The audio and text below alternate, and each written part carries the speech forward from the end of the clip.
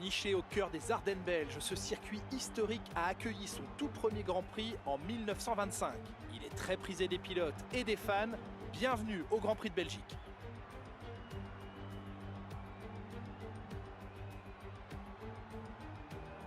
Nous voici sur le circuit historique de Spa-Francorchamps qui propose aux pilotes 19 virages pour une longueur totale de plus de 7 km. La piste affiche un dénivelé vertigineux de 100 mètres et nombreuses sont les sections avalées à plein régime. Autant dire qu'il est essentiel de soigner sa vitesse de pointe pour triompher ici.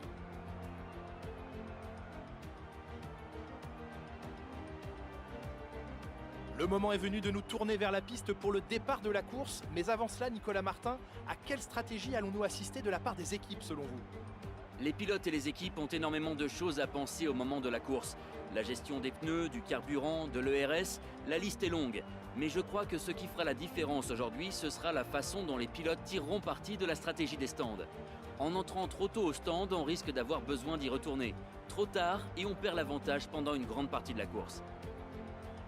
Observons l'ordre de la grille de départ de la course d'aujourd'hui. Valtteri Bottas part en pole position et Pierre Gasly s'élance de la deuxième place. Et pour le reste de la grille, nous retrouvons Leclerc, Vettel, Max Verstappen et Hamilton, Grosjean, Norris, Magnussen et Nico Hülkenberg, Perez, Stroll, Daniel Ricciardo et Sainz, Fiat, Albon, Antonio Giovinazzi et Robert Kubica, Russell et pour finir Kimi Räikkönen en queue de peloton.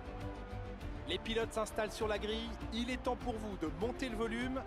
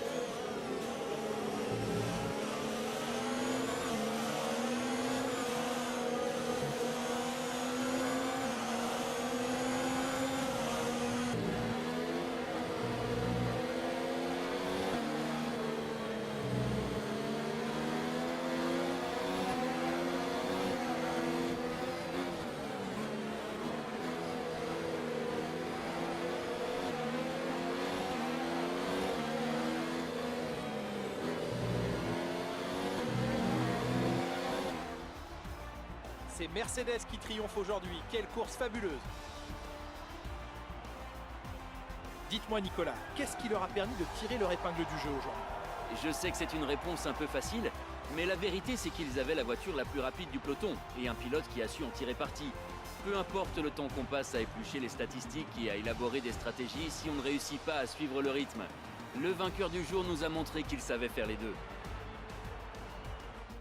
Je vois les pilotes s'approcher du podium pour la remise des prix. C'était une véritable victoire d'équipe aujourd'hui, un bel exemple sur tous les plans. Toutes nos félicitations à Mercedes, les grands gagnants du jour.